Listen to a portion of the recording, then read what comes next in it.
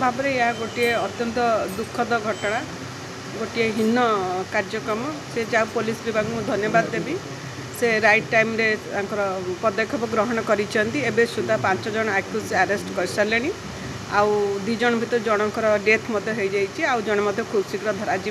एवं 15 दिन मध्य चार्जसीट देवाई एसपी को डायरेक्शन देकी जाऊँगी जेते शीघ्र हो पार से क्षेत्र में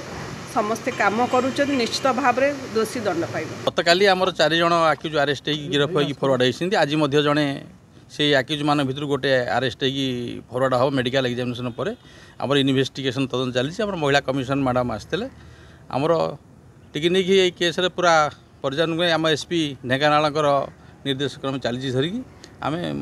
मैक्सिमम स्टेप नबू कन्विक्शन कर गाँव में सी था कहीं कही ना कि ना ये जो लाइम लाइट की आसला यहाँ आम देखिलु धरिकी यहाँ आम